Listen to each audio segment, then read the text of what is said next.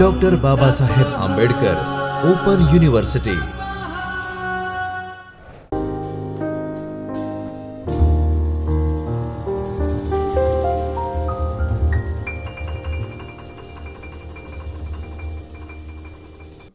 નમસ્તે વિદ્યાર્થી મિત્રો, ડૉક્ટર બાબા સાહેબ આંબેડકર ઓપન યુનિવર્સિટીના જ્યોતિર્મય પરિસરના ચૈતન્ય સ્ટુડિયોમાંથી હું ડૉક્ટર જાગૃતિ જે મહેતા ગુજરાતી વિષયના અધ્યાપક આપ સૌને આવકારું છું।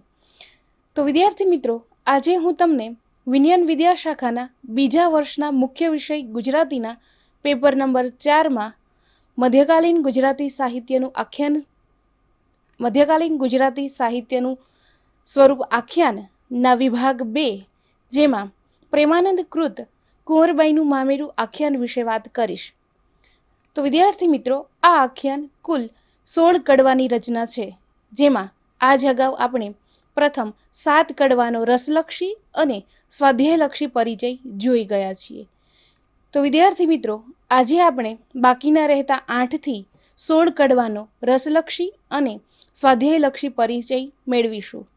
તો મિત્રો, આ અભ્યાસના ઉદ્દેશો જોઈએ તો કુંવરબાઈનું મામેરું આખ્યાનના કડવા 8 અને 16 કડવાનો રસલક્ષી અને સ્વાધ્યાયલક્ષી અભ્યાસ દ્વારા તમે આ કડવાનો આસ્વાદ માણી શકશો, નરસિંહ મહેતાની ભક્તિની નક્કરતા જાણી શકશો, ભક્તની ભક્તિને પડકારવાની, ચમત્કાર દેખતા જ ગભરાઈને નમસ્કાર કરવાની અને ચમત્કારની ક્ષણ પસાર થયા પછી ફરી પાછી ચમત્કારની ટીકા કરવાની સામાન્ય લોકોની ક્ષણે ક્ષણે બદલાતી મનોવૃત્તિનો પરિચય પામી શકશો।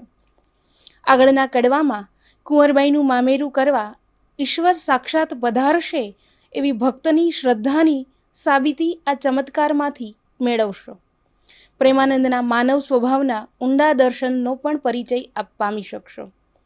આ કડવામાં રહેલા હાસ્યને માણશો। આખ્યાનના કેન્દ્રભૂત પ્રસંગ કુંવરબાઈના મામેરા તરફ અભિમુખ પણ થઈ શકશો। સંસારી પુત્રી કુંવરબાઈની અશ્રદ્ધાને પડછે ભક્ત નરસિંહની પરમ શ્રદ્ધાને ઉપસ્થિત જોઈ શકશો। ભક્ત પ્રત્યેનું તુચ્છકારયુક્ત વર્ણન પણ નિહાળી શકશો। નરસિંહની ઈશ્વર પ્રત્યેની વિનમ્ર શરણાગતિ, દ્રઢ શ્રદ્ધા, ક્યાંક અકળાટ, ક્યાંક અકળામણ, ક્યાંક ક્રોધ, ઈશ્વરના ભક્તાધીનપણાની કૃતજ્ઞતા યાદ વગેરે ભાવસંવેદનોને એમણે કરેલી પ્રાર્થનામાંથી પણ માણી શકશો। આખ્યાનના છેલ્લા 4 કડવામાં તમે આખ્યાન કાવ્યને પરિણામ તરફ આગળ વધતું જોઈ શકશો। કડવું 11 અને 12માં સ્થિર થઈ ગયેલા પ્રસંગને ફરી વેગવંત બનતો તમે અનુભવી શકશો। પ્રેમાનંદના સમયનું તત્કાલીન સમાજ જીવન તથા તળપદું ગુજરાતીપણું પણ માણી શકશો। દામોદર જોશી અને કમળા શેઠાણીના પ્રેમાનંદે કરેલા ચિત્રણમાં એની મધુર કાવ્યકલાનો આસ્વાદ તમે મેળવી શકશો। આ આખ્યાનમાં નિરૂપાયેલ કૃષ્ણ અને નરસિંહના ચિત્રમાંથી ભગવાનનું ભક્તાધીનપણું અને ભક્તની ઈશ્વર પરાયણતા તરફ જગનિંદાની બેપરવાઈ અનુભવી શકશો। 12મા કડવા સુધી ગરીબડી અને દયામણી જણાતી કુંવરબાઈ સાચા અર્થમાં પિયર પનોતી બને છે એ પાત્ર વિકાસ જોઈ શકશો। નાગરી નાતના બદલાયેલા રંગોનો પરિચય પામી આખ્યાનમાં પ્રસરતા સૂક્ષ્મ હાસ્યનો આસ્વાદ પણ તમે માણી શકશો। આખ્યાનનું અંતિમ કડવું કથાનું સમાપન કરી કથાની ફલશ્રુતિ આપી કવિ પરિચય, કૃતિની રચના સાલ વગેરે દર્શાવી આખ્યાનના સ્વરૂપમાં તે અગત્યનું કઈ રીતે બની શકે છે તે જોઈ શકશો। તો મિત્રો, મેં વાત કરી કુંવરબાઈનું મામેરું આખ્યાનના 8 થી 12 કડવાના ઉદ્દેશો। તો વિદ્યાર્થી મિત્રો, હવે આપણે વાત કરીએ તો કુંવરબાઈનું મામેરુંના આ 7મા 8મા કડવામાં એક સળંગ ચમત્કારિક ઘટના આલેખાઈ છે। એ ઘટનાના પરિચય દ્વારા નરસિંહની ભક્તિની નક્કરતા અને ચમત્કારમાંથી જન્મતો અદ્ભુત રસ અનુભવાય છે। આ આખ્યાનમાં પ્રેમાનંદને ભક્તની પ્રભુ શ્રદ્ધાને પૂર્ણ વિજયી બનતી આલેખી છે। 13મા કડવામાં પ્રભુ સદેહે આવીને ભક્તની પુત્રીનું મામેરું પૂરી જાય છે એની પૂર્વ ભૂમિકા જેવો ઈશ્વરે કરેલી સહાયનો પ્રસંગ આ બંને કડવામાં રજૂ કરીને કવિ જાણે કે આવનાર પ્રસંગનું સૂચન કરી દે છે. સાથે સાથે પ્રત્યક્ષ દીઠું પ્રીત નાવી તેવી કલિયુગની રીતને પણ ઠગ નાગરના બદલાતા રંગઢંગ દ્વારા કવિ વર્ણવી દે છે. ભક્ત નરસિંહની શ્રદ્ધાની કસોટી કરતી ચમત્કારિક ઘટનાઓનું આલેખન કરતા આ બંને કડવાના આરંભ 8મા કડવામાં પહેલી જ પંક્તિમાં કવિ કળિયુગની વિશિષ્ટતા દર્શાવે છે. વૈષ્ણવની શ્રેષ્ઠતા એટલે કે મશ્કરી કળિયુગમાં જ થાય, કલિયુગમાં જ મનુષ્યને પાપવૃત્તિ તરફ વાળે એટલે અન્ય યુગોમાં ભક્તની પૂજા થાય એની કળિયુગમાં મશ્કરી થાય છે. એમાંય અહીં તો વાંકા બોલી નાગરી નાત છે. વૈરાગીઓ સાથે ભોજન કરવા જતા મહેતાજીને એ ટોળે મળીને નિરખી રહી છે. કંઠે તુલસીની માળા ધારી, શરીર પર જુદી જુદી છાપ લગાવી ચાલતા આ વૈરાગીઓ અને એમાંય એ વૈરાગીઓના અગ્રેસર એવા નરસિંહ મહેતાને જોઈને તેઓ કહે છે કે એના રૂપ પાસે તો જાણે કે સાક્ષાત કામદેવ પણ હારી જાય અને અન્ય અંદરો અંદર કહે છે કે માલાર ગાશે નહાતી વેળા, વરસશે વરસાદજી, પ્રસાદ કરવા થાળ ગાશે, જમશે જાદવનાથજી. આ સઘળા નાગર તો સ્નાનવિધિ પરવારીને જેમની સાથે જેની મૈત્રી હતી તેવાની સાથે ગોઠવાઈ ગયા, પણ કુંવરબાઈના સાસરિયાઓએ મહેતાજીની મશ્કરી કરવા ઉકળતું પાણી એમને સ્નાન માટે આપ્યું. ઉકળતું પાણી જોઈને નરસિંહે ઠંડુ પાણી માગ્યું ત્યારે મુખ મરડીને કુંવરબાઈની જેઠાણીએ નરસિંહ મહેતાને આવું મર્મવચન કહ્યું, જો માગ્યા મેહ વરસે મહેતાજી, તો અમ પાસે શું માંગજોજી. માંગ્યા મેહ વર્ષે મહેતાજી, તો અમ પાસે શું માંગોજી. જેઠાણીનો આ મર્મ વચન ભક્તને પણ વાગી જાય છે, કારણ કે અહીં એમનો નહીં એમની ભક્તિનો ઉપહાસ થતો એ જુએ છે અને એટલે જ બાજટ પર બેસી કરતાલ મગાવી શામળાનું સ્મરણ કરી મલ્હાર રાગ આલોપે છે. તો મિત્રો, 9મા કડવામાં આગળના કડવાનો જે પ્રસંગ વિસ્તારાયો હોય એમ કવિએ યોગ્ય રીતે જ 8મા કડવાને અંતે વલણ મૂક્યું નથી. મહેતાના મલ્હાર રાગના આલાપ સાથે કવિ આ કડવું પણ મલ્હાર રાગનું જ આપે છે. કવિએ આ કડવામાં નરસિંહની સ્તુતિ અતિ સંક્ષિપ્તમાં રજૂ કરી છે. અંદર નાખેલું શ્રીફળ પણ ફાટી જાય એવું ઉકળતું જળ જોઈ સુધન્વાને શ્રી કૃષ્ણએ કરેલી સહાય, શામળશા શેઠ રૂપે ખુદ નરસિંહને મળેલી સહાયને યાદ કરી નરસિંહ વિઠ્ઠલને વરસાદ મોકલવાનું કહે છે. સમોવણ જેવું સરળ કાર્ય જો ઈશ્વર નહીં કરે તો મોસાળા જેવું કપરા કામની તો વાત જ શી. ઈશ્વર પણ નરસિંહનું આ સ્તવન સાંભળીને તરત જ મેઘને પ્રેરે છે. પલમાત્રમાં અભ્રઘટા થઈ, 14 વ્યાપ્યો અંધકાર રે, ગગન વિશે ગગડે થાય વીજળીના ઝાતકાર રે, ઊડે કોકણ બહુ કાંકરા, વરસ્યો મૂર્છળધાર રે. અહીં માત્ર 3 જ પંક્તિમાં વરસાદ સહિત એક ત્વરિત ગતિશીલ ચિત્રસૃષ્ટિ આછા લચકારે પ્રેમાનંદ ખડી કરે છે. પહેલાં ઘનઘેરાતા ઘટા થઈ, પછી અંધકાર થયો, પછી ગગડાટ, વીજળીના ચમકારા, વાવાઝોડું ને છેલ્લે વરસાદ, અને આ વરસાદ પણ કેવો મુશળધાર. આમ માગ્યા મેહ એવા તો વરસે છે કે વેવાઈના ઘરમાં પાણી ભરાઈ જાય છે. સૌ નાચવા માંડે છે અને ત્યારે નાગરાણીઓ નરસિંહની માફી માંગતા કહે છે કે અમારો અપરાધ ક્ષમા કરો, અમ અજ્ઞાનના તમારા જેવા શિરોમણી સાધુ પુરુષને ન ઓળખ્યા. અને વરસાદ બંધ થાય છે, પણ જેવો વરસાદ બંધ થયો એવું તરત જ ઠગ નાગરોનું વર્તન બદલાયું. ઘડી પહેલા ચમત્કારને નમસ્કાર કરતા તેઓએ રૂપ બદલ્યું. એમણે કહ્યું કે આ વરસાદ કંઈ મહેતાજીની સ્તુતિથી નથી થયો. એ બદલાતા કમોસમી વરસાદ હતો, માવઠું હતું, અને આવું તો ઘણીવાર થાય છે. નાગરોના આવા ક્ષણે ક્ષણે બદલાતા વર્તનમાં કળિયુગની છાંટ જોતો કવિ કહે છે કે પ્રત્યક્ષ દીઠું પ્રતીત નાવી, તે કલીનો આચાર રે. પ્રત્યક્ષ દીઠું પ્રતીત નાવી રે, તે કલીનો આચાર રે. આખ્યાનની મધ્યમાં આવતા આ બંને કડવા અત્યંત નાના છે. વસ્તુ સંકલનામાં પ્રમાણભાનના વિવેકવાળો પ્રેમાનંદ શ્રીમતના પ્રસંગની પૂર્વભૂમિકા રૂપ આ પ્રસંગને વધુ વિસ્તારતો નથી. આમ 8મા કડવામાં પ્રેમાનંદે નાગર સમાજ દ્વારા થતી નરસિંહની ઉપેક્ષા, કુંવરબાઈના સાસરિયા દ્વારા નરસિંહની મશ્કરી કરવા, સ્નાન અને એના માટે અપાતું ઉકળતું પાણી, સમોવણની માંગણી અને જેઠાણીના મર્મવચન વર્ણવ્યા છે. તો 9મા કડવામાં જેઠાણીના મર્મવચન સાંભળી મહેતાજીનું મલ્હાર રાગનું ગાન સ્તુતિ, મેઘવર્ષા અને ઠગ નાગરોની વાંકાઈ નિરૂપાય છે. તો મિત્રો, હવે આપણે 10 અને 12મા કડવાની કથાલક્ષી રસલક્ષી સમીક્ષા જોઈએ. તો વિદ્યાર્થી મિત્રો, કુંવરબાઈનું મામેરું આખ્યાનના આ 10મા કડવાથી કૃષ્ણ પર પડેલા કુંવરબાઈના મામેરાનો કેન્દ્રભૂત પ્રસંગ આરંભાય છે. હવે પછીના બધા કડવા એકબીજા સાથે અનુસંધાનમાં મણકા રૂપે સંકળાયેલા છે.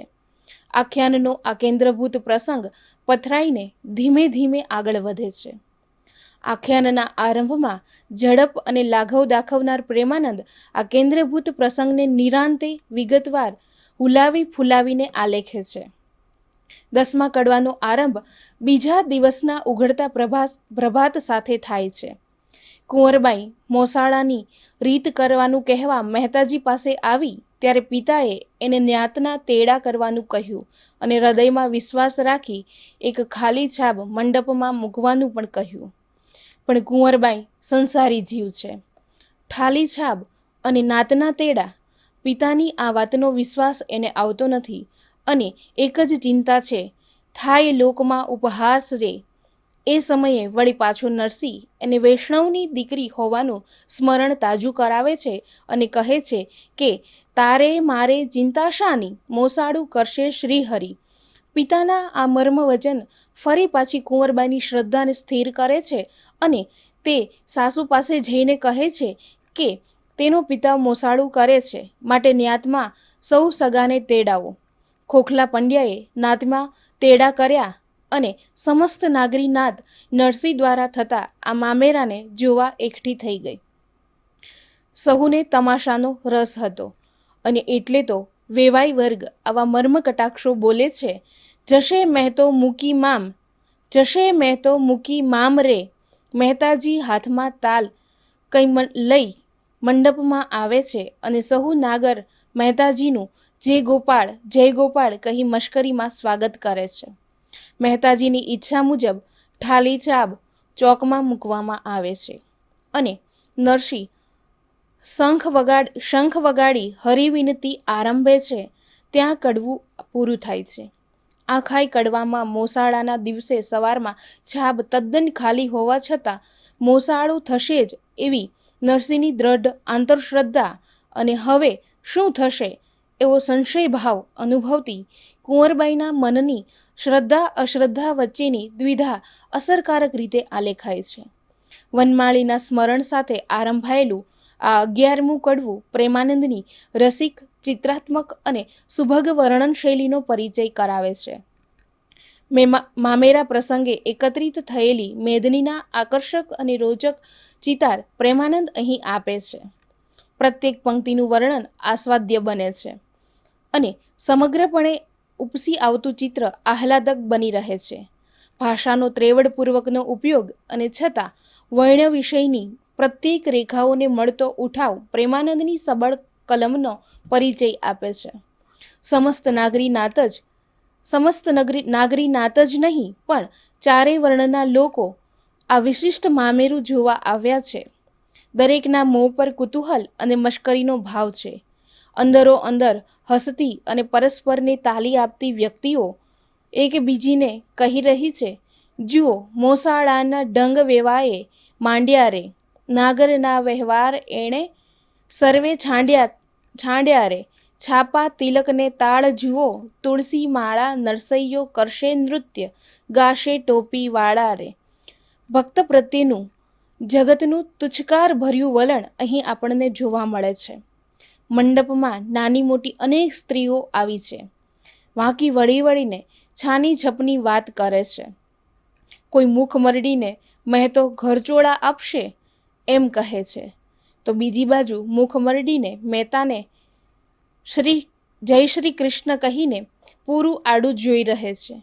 કોઈ 16 શણગાર સજીને આવી છે તો કોઈ યૌવનની મદભરી ચાલ ઠમકતી આવી છે. કોઈને કંઠમાં મોતીનો હાર લટકાવ્યો છે તો કોઈએ કંકણ અને ચૂડલો હાથ ખડક્યો છે. કોઈ છૂટી શેરમાં વેણી લટકાવીને આવી છે તો વળી કોઈ પગમાં ઝાંઝર અને કડલા કાંબી પહેરીને આવી છે. પ્રત્યેકનો ઠસ્સો, હાવભાવ બધું જ વિશિષ્ટ છે. દરેકની જોવાની રીત પણ અનોખી છે. કોઈના મુખ પર કુતૂહલ છે તો કોઈ લજ્જાભાવથી લપાતી આવી છે. કોઈના મોં ઉપર દક્ષતા છે તો કોઈના મોં પર વક્રતા છે. વાંકા બોલી કોઈ નાર આવું વાંકું પણ બોલે છે. બાઈ કુંવર વહુને બાપ કરશે મામેરું, હું તો લઈશ પટોળી, શ્રીકાર સાડી નહીં પહેરું રે. અને આટલું ઓછું હોય એમ આવા બોલબાણ પણ કુંવરબાઈને સાંભળવા પડે છે. તો જોઈએ તો કુંવર વધુ એ ધન્ય પિયર પનોતી છે. આમ નાગર સ્ત્રીની આ યુક્તિ નાટ્યાત્મક વક્રોક્તિનો મજાનો નમૂનો છે, જેણે અત્યારે મજાકમાં કુંવરબાઈને પિયર પનોતી કહી એણે જ આગળ સાચા અર્થમાં કુંવરબાઈને પિયર પનોતી કહેવું પડવાનું છે. પ્રેમાનંદે પ્રત્યેક સ્ત્રીની વિશેષતાઓનું આબેહૂબ ચિતાર અત્યંત સંક્ષિપ્તમાં પણ સચોટતાથી આપ્યું છે, અને એ દ્વારા તે સ્ત્રીઓની માનસિક છબી પણ અંકિત કરી આપી છે. નાગર સ્ત્રીઓ પછી વાંકા બોલા વિપ્ર પણ નરસિંહનો ઉપહાસ કરવાનું ચૂકતા નથી. એ પણ કહે છે કે છાબમાં પહાણ પથ્થર મૂકો નહીં તો એ પવનમાં ઉડી જશે. ઠાલી છાબ વિષયક આ કટાક્ષ વચનો સાંભળીને કુંવરબાઈનું મન નિઃશ્વાસથી ચીરાઈ જાય છે, અને તે પિતા પાસે પહોંચે છે ત્યારે પિતા એને શાનથી ઈશારાથી વિશ્વાસ રાખવાનું કહે છે. રહેજે વિશ્વાસ એ બે શબ્દોથી નરસિંહની સંજ્ઞામાં ભરપૂર ભાર ભરેલો છે. નિઃશ્વાસ પર વિશ્વાસનું શસ્ત્ર વિજયી નીવડવાનું છે. નરસિંહની મોસાળા માટેની માધવની સ્તુતિ વર્ણવતું 12મું કડવું આ આખ્યાનનું સૌથી લાંબુ કડવું છે. ખાલી છાબમાં પહેરામણીનો કાગળ મૂકી મહેતો શ્રીહરિની આરાધના કરે છે. વૈરાગી ભક્તો એની સ્તુતિમાં સાથ પૂરે છે, પણ આ ભક્તિની ન સમજી શકનાર નાગરોને મન તો નરસિંહની સ્તુતિ પણ મશ્કરીનું સાધન બને છે. એ તો પરસ્પર અવાજ ન કરવાનું કહેવા મોટે એકબીજાને કહે છે. જુઓ છાબમાં મૂકો શોર, આદિ ઠેકમ ખાની કોર. અગાઉના 8મા કડવામાં ઉકળતું પાણી નાહવા માટે કુંવરબાઈની જેઠાણીએ આપ્યું અને નરસિંહે સમવણ માગ્યું ત્યારે તે મર્મવચન એણે કહ્યા. એનાથી વિંધાયેલો નરસિંહ અત્યારે એની આજુબાજુ અનેકોના અનેક મર્મવચન કાને પડવા છતાં પણ નિસ્પૃહ છે. એનું ચિત્ત એના માધવમાં લયલીન બન્યું છે. એટલે જ કવિ કહે છે, મહેતો માધવ શું ભેદિયા. પુરાણ કાળમાં પ્રભુના વિવિધ સ્વરૂપને યાદ કરી પ્રભુએ ભક્તોને કરેલી સહાય મનમાં લાવી આ રાંક સેવકની વિનંતી કાને ધરવા નરસિંહ પોકાર કરે છે. દોહલા લોકાચારમાં ભક્ત અને તેની ભક્તિની લાજ રાખવા આર્જવભરી પ્રાર્થના પણ કરે છે. ધનવાન નાગરી નાતમાં પોતે દીન દરિદ્ર દુર્બળ છે. કંકુ વિહોણી કંકાવટી કરમાં લઈ ઉભેલી રાંક કુંવરબાઈના અરમાનો પૂરા કરવા પ્રભુને એ વિનવે છે. વેળા વીતવા આવી છે છતાં પ્રભુનું આગમન થતું નથી.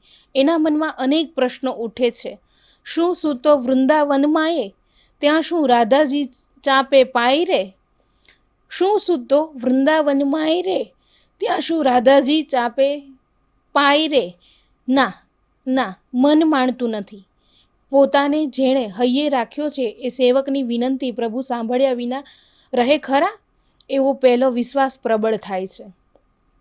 જેણે જાતે ખીચડો જમાડ્યા તરસ્યા જાણી પોતાના સ્વહસ્તે ઝારીથી પાણી પાયું, પોતાની હુંડી સ્વીકારી એ જ રીતે મામેરું કરવા પ્રભુને એ વિનંતી કરે છે અને કહે છે જો નહીં આવો સુંદર શામ તો નાગર સાથે છે કામ. અને નરસિંહની વિનંતી સાંભળી ઉઠી ધાયા વૈકુંઠ રે, વૈકુંઠનાથ દોડે રે.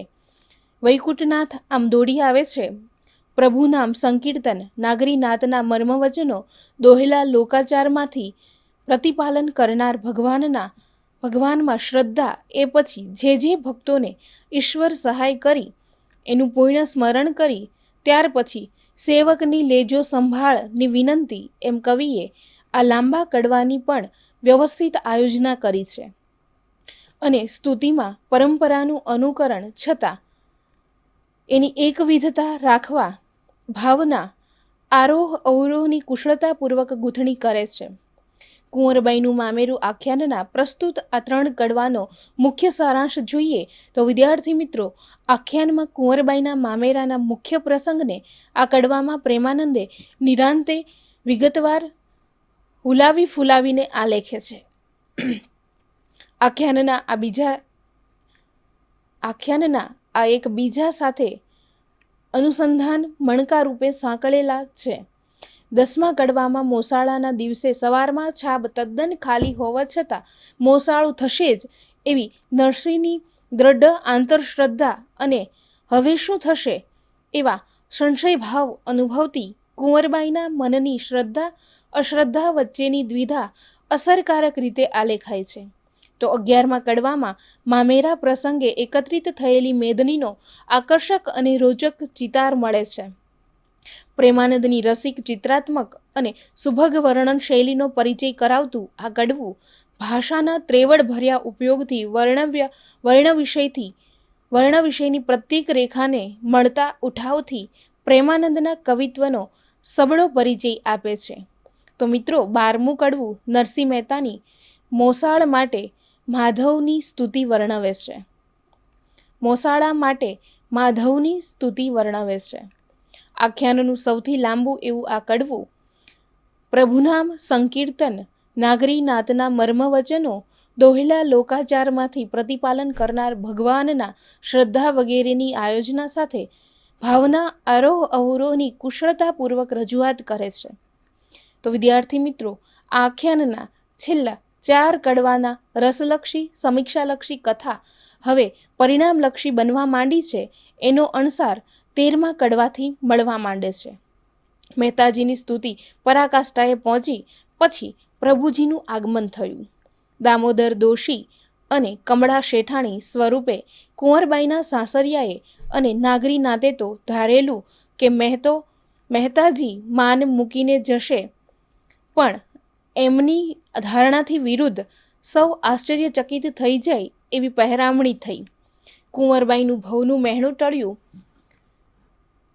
મહેણું મુજને થશે થી આરંભાતી આ કથા ભાંગ્યું ભવનું મેણું જીથી સુખદ સમાપન પામે છે.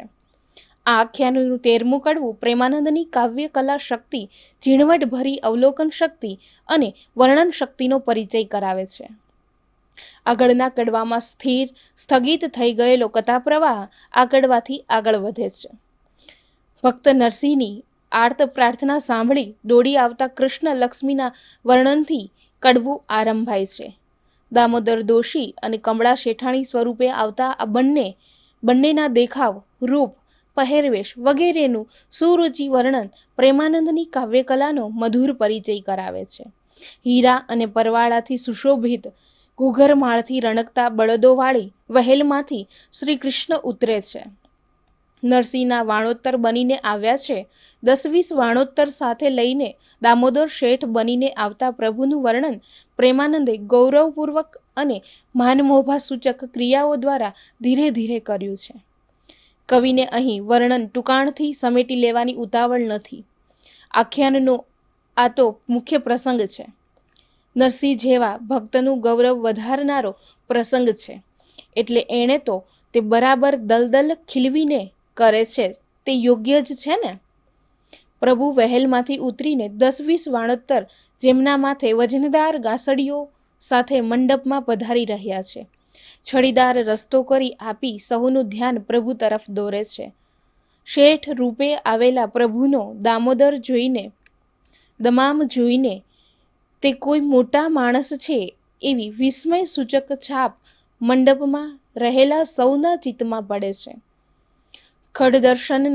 ખટદર્શનના અધ્યયનથી પણ જે ન પમાય, જેણે ભગવાન શંકર એવા આરાધે, જે ધ્યાન, દાન કે ચરીથી પણ ન મળે તેવા મહાપ્રભુ આજે અહીં ખુલ્લા પગે ચાલે છે.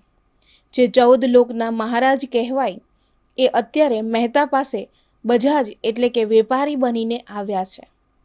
મંડપમાં પ્રભુને કોઈ ઓળખી શકતું નથી, કારણ કે કોન જાણે ત્રિભુવન ભૂપરે વિઠ્ઠલે લીધું વાણિયાનું રૂપ રે. કોઈ નાગર શેઠ અને શેઠાણી જેવા શોભે છે બંને. અવળા આટાની પાઘડી, કાને ખોસેલી લેખણ, ઝીણા જામા, ખભે પછેડી ને અડવાણા પગ, કાને હીરા જડિત કુંડળ, આંગળીઓએ વેઢ અને વીંટી ધારણ કરેલા દામોદર શેઠને જોઈને, તેના પાછળ આવતા કમળા શેઠાણીને જોઈને તો ઉતર્યા નાગરી નાતના અભિમાન. એમના આગમન સાથે જાણે કે સૂર્ય અને ચંદ્રનું તેજ એક સામટું અવની પર ઉતર્યું. સુંદર લલાટ, રૂડી ભ્રમર, વિશાળ અને ચંચળ આંખો, પરવાળા સમા સુંદર હોઠ, કપાળમાં દામણી, ગળામાં નવસેરો હાર, હાથે લોકેટ, કેડ ઉપર કંદોરો, પંચરંગી વસ્ત્રો અને પગમાં ઝમકતા ઝાંઝર, હાથમાં ખડકતો જડેલો ચૂડો. માયાનું આ મહેતી રૂપ જોઈને સભામાં સહુના ચિત્તને મોહિત બને છે. સભા મંડપમાં આવતા દેવાધિદેવને નરસિંહ તત્ક્ષણ ઓળખી લે છે અને આવકારે છે. આમ કહીને ભલે આવ્યા શેઠ શામળિયા રે અને ભેટતા સુંદર શ્યામ નરસિંહના કાનમાં કહી દે છે કે મારું પ્રગટ ન લેશો નામ રે. અને શેઠાણીને લક્ષ્મીને કહે છે, જાઓ શેઠાણી દુઃખ કાપો રે, કુંવરબાઈને હૈયા શું ચાપો રે. અને કમળા શેઠાણી કુંવરબાઈને હૈયા સરજી ચાપે છે. આમ કહીને મારી મીઠી મ ભરી રે આંસુ રે, મારી મીઠી મ ભરીએ આંસુ રે, તેડો ક્યાં છે તમારા સાસુ રે. મારી મીઠી ઉચ્ચારતા લક્ષ્મીજી નમાઈ પુત્રીને માતાથી એ વિશેષ લાડ કરતી છલકાવી દે છે. દામોદર શેઠ અને કમળા શેઠાણી બંને પાત્રોને પ્રેમાનંદે અત્યંત સુરેખ રીતે આલેખ્યા છે. કુંવરબાઈને ભેટતા કમળા શેઠાણીને જોઈને ભેગી મળેલી નાગરાણીઓએ અહંકાર મૂકી દીધો. એટલું જ નહીં, જેણે ધાર્યું હતું કે મહેતાજી શંખ ફૂંકશે, મોસાળું તેમનાથી થવાનું નથી અને તે આબરૂ ખોઈને જશે, એવી કુંવરબાઈની સાસુ તો મામેરાની આ સામગ્રી અને આવા શેઠ શેઠાણીને જોઈને એવી તો વિમાસણમાં પડી ગઈ, એવી તો બુદ્ધિ મૂર્છામાં પડી ગઈ કે અસાવધાનપણે કમળાને આવો બેહુદો પ્રશ્ન પૂછી બેઠે છે. મહેતા સાથે શકપણ શું છે રે? ત્યારે કમળા શેઠાણી હસીને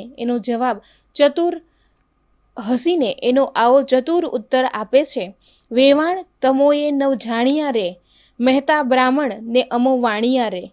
વેપાર દોષીનો ઘર કોઠીએ, અમને ઓથ નરસૈયાની માટી રે, અમો ધન મહેતાનું લીજે રે, વેપાર કાપડનો કીજે રે.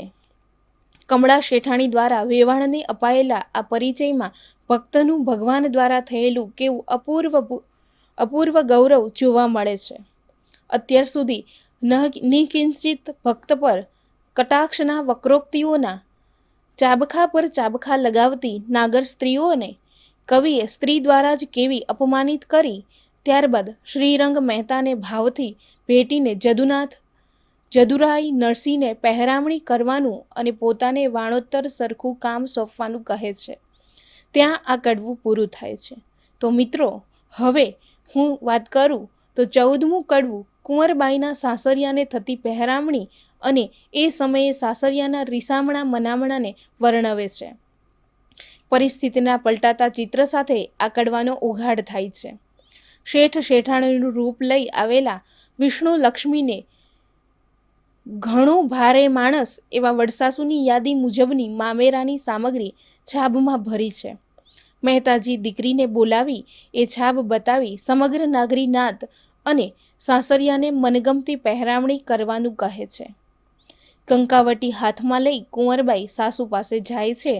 આજ સુધીની દયામણી અને ગરીબડી કુંવરબાઈ હવે ગૌરવપૂર્વક સાસુને કહે છે, વૈષ્ણવ કહી દેતા ગાળ, એ શું મામેરું કરશે કપાળ, તમો નિંદતા તુલસીને તાળ, તે તાળે વશ કીધા ગોપાળ, જુઓ કમાય દુર્બળ તણી, જીવે છે ગુણ હરિના ભણી, સાસુના પિતા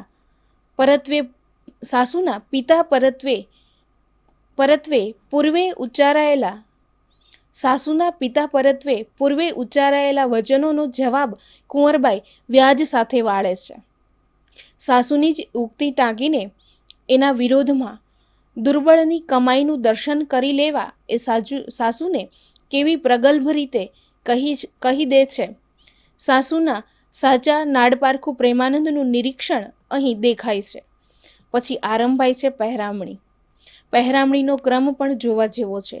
ગોરાણીથી આરંભાતી એક પછી એક વ્યક્તિને એના મોભા પ્રમાણે ક્રમમાં પહેરામણી આપવામાં આવે અને પહેરામણીના વસ્ત્રો વગેરે પણ એ જ આદરમાનના દરજ્જા પ્રમાણેના. ગોરાણીના પૂજન પછી સસરાને શાલ, પતિને કિમખાબના વસ્ત્રો અને સોનાનો દોરો, સાસુને 16 શણગાર, જેઠાણીને 8 વસ્ત્રો, બુસટ તાણતા દિયરને 5 સોનાની મહોર અને મનગમતી પહેરામણી, તોરેલી નણંદીને 2 તોલાની રાખડીના બદલામાં 10 તોલા આપ્યા. આમ દરેકને ચડતા ઉતરતા મોભા પ્રમાણે પહેરામણી અપાય છે. પણ પહેરામણીના આ ક્રમમાં ઘરનું મોટું માણસ વડસાસુ જ વિસરાઈ જાય છે અને તવ કોપ્યા વડસાસુ અપાર, કુટુંબ સહુ કોને તુચ્છકાર. વડસાસુના કોપનું કારણ એ છે કે વડી વહુને મારા પહેલાં પહેરામણી અપાય કેમ? વડસાસુના કોપ સાથે કડવું પૂરું થાય છે. હિન્દુ સમાજમાં કોઈ પણ સામાજિક પ્રસંગે કોઈ નિમિત્ત ઊભું કરી વાંકો શોધવા, રીસાવવું, મનાવવું વગેરે ચાલતું જ હોય છે. સામાજિક રિવાજના આ રંગઢંગ આલેખવાનું પ્રેમાનંદ ચૂકતો નથી. તો વિદ્યાર્થી મિત્રો, કુંવરબાઈનું મામેરું આખ્યાનનું 15મા કડવા વિશે વાત કરીએ તો આ કડવું આરંભાય છે રીસાયેલી વડી વહેવાણને લક્ષ્મીજી દ્વારા સારું ખીરોદક આપીને એમના થતા મનામણાથી કુંવરબાઈના સાસરિયાને તો તેમના મોભા પ્રમાણે પહેરામણી કરી. હવે વારો આવ્યો નાગરી નાતનો. મનગમતી પહેરામણી સહુને મળવાની છે એ જાણી આખા મંડપમાં આનંદ પ્રસરી ગયો. મહેતાજીનો જય જયકાર થવા લાગ્યો. મનગમતી પહેરામણી વહેંચાય છે એ જોઈને સહુ બાકી રહી ગયેલા પોતપોતાના સગાઓને બોલાવી લાવવાની ધમાલમાં પડ્યા છે. મહેતાજી સહુને મનગમતું મામેરું કરે છે એવું જાણતા નગરના ચારેય વર્ણ મંડપમાં ધસી આવે છે. સ્ત્રીઓ વિચારવા લાગી કે પોતે મહેતાજી પાસે મનગમતી સાડી માંગીને પહેરશે. આવી જબરી ભીડ જોઈ દામોદર રૂપધારી ભગવાન શ્રી કૃષ્ણ કુંવરબાઈની મદદે આવે છે અને આ બધાથી નિર્લેપ એવો ભક્ત નરસિંહ મહેતો ઊભો તાલ વગાડે પોતાની ભક્તિમાં મસ્ત બની ગયો છે. પોતાની ભક્તિમાં મસ્ત બનીને ગાય છે. કુંવરબાઈની સાસુ પાસે ઊભી રહીને કોને કેવી કેટલી પહેરામણી આપવામાં આવી તે બતાવે છે. પહેરામણીમાં પહેલો વારો પુરુષોનો શ્રીરંગ અને શામળ મહેતાને કિંમતી શેલા, હેમજી મહેતાને ખીરોદક, પછી તો પુરુષ વર્ગમાં જેને જે યોગ્ય હોય તેવી પહેરામણી વહેંચવામાં આવી. કભાઈ, પામરી, મુગટા, પિતાંબર, શેલા, મગિયા, પાઘડીઓ, પછેડી, ઝામા એમ અનેક જાતના વસ્ત્રોનો જાણે કે વરસાદ વરસ્યો. માત્ર વસ્ત્રો જ નહીં, વેઢ, વીંટી, માળા, માદળિયા, બાજુબંધ, કંદોરા, કંઠી, પહોંચી, સાંકળી એમ અનેક જાતના આભૂષણો પણ પહેરામણી તરીકે વહેંચાયા. પુરુષોની પહેરામણી પૂરી થયા પછી સ્ત્રીઓમાં પહેરામણી વહેંચવાનું શરૂ થયું. સ્ત્રીઓની પહેરામણીનું પ્રેમાનંદે જે ચિત્ર આપ્યું છે તે વિનોદી ચિત્ર છે. પહેરામણીની સામગ્રી સાથે લેનાર સ્ત્રીના નામનો પ્રાસ બેસાડી કવિએ ચિત્રને વાસ્તવિક અને રમૂજી બનાવ્યું છે. ગંગા વહુને ગજિયાણી સાડી તો સુંદર વહુને સોળું, છબીલી વહુને છાયલ અને પ્રેમા વહુને પટોળું. કેટલીક સ્ત્રીઓ ત્યાં ને ત્યાં જ જૂના વસ્ત્રો કાઢીને નવા સજી રહી છે. વસ્ત્રોની જેમ આભૂષણ પણ છૂટથી વહેંચાય છે.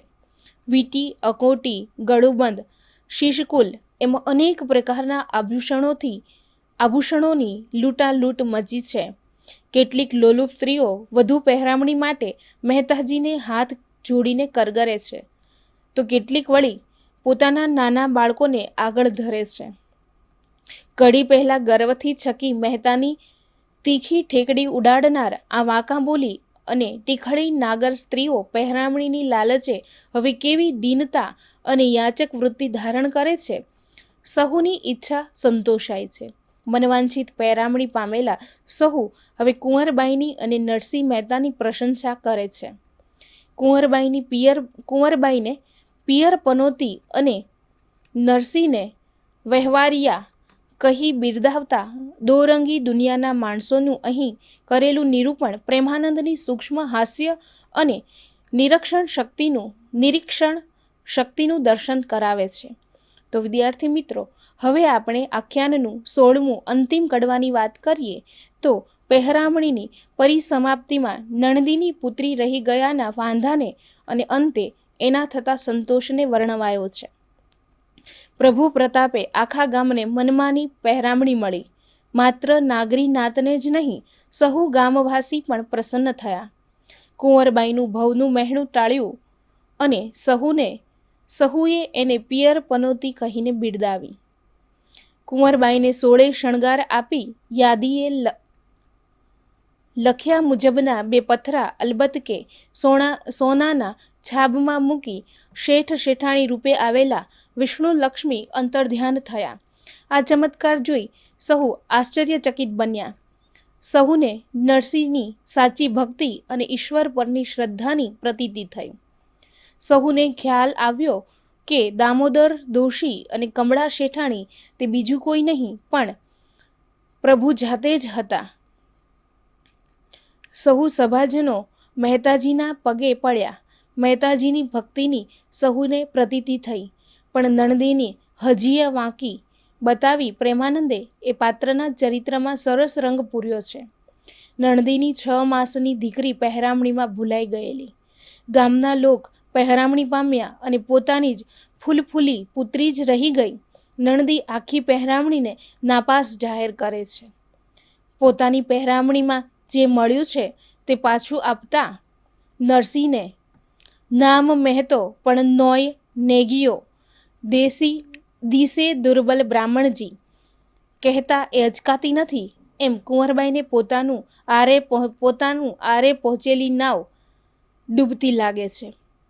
સહેજ માટે મહેણું રહી ગયાની ચિંતાથી તે બાપ પાસે આવી, પણ પિતા શું કરે એ તો ભક્તિ કરી જાણે, મોસાળું કરનાર તો ભગવાન એમ કહી વળી માધવનું ધ્યાન ધરે છે અને ચમત્કાર સર્જાય છે. ગગનમાંથી કપડું પડે છે. નણંદી સંતોષાય છે અને મામેરું પહેરામણીની વિધિ પૂરી થઈ હોવાથી હવે નરસિંહ વિદાય માંગે છે. નરસિંહની વિદાય આપતા નગરના લોકો હવે સાચા અર્થમાં એને પગે લાગે છે, પૂજા કરે છે, વખાણ પણ કરે છે.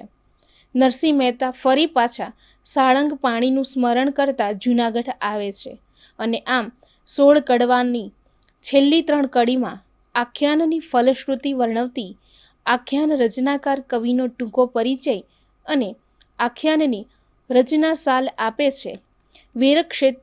વીરક્ષેત્રે વડોદરું જે ગુજરાતમાં આવેલું છે એમાં ચતુર્વંશી બ્રાહ્મણ પ્રેમાનંદે સંવંત 1739 આસો સુદ નોમને રવિવારે આ ગ્રંથ પૂરો કરે છે. આ ગ્રંથનું પ્રીતપૂર્વક ગાન કરનાર સાંભળનારનું દારિદ્ર્ય કાયમ માટે જતું રહે એવી ફલશ્રુતિ સાથે આખ્યાન વિરમે છે. તો વિદ્યાર્થી મિત્રો, આપણે કુંવરબાઈનું મામેરું આખ્યાનના 8 થી 16 કડવાનો રસલક્ષી અને સ્વાધ્યાયલક્ષી અભ્યાસ કર્યો. આટલા અભ્યાસ બાદ વિદ્યાર્થી મિત્રો, તમે તમારી પ્રગતિ ચકાસો, જેના માટે હું તમને થોડા સવાલો આપું છું, જેના આપ જવાબ તૈયાર કરજો. પ્રશ્ન 1. 8મા કડવામાં આરંભાયેલી પ્રશ્ન 1.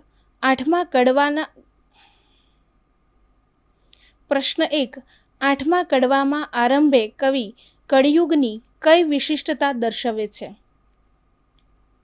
પ્રશ્ન 2. વાંકા બોલી નાગરી નાદ નરસિંહની શી મશ્કરી કરે છે? પ્રશ્ન 2. મેઘવર્ષાનું વર્ણન કવિ કેવું અને કઈ રીતે કરે છે? પ્રશ્ન 4.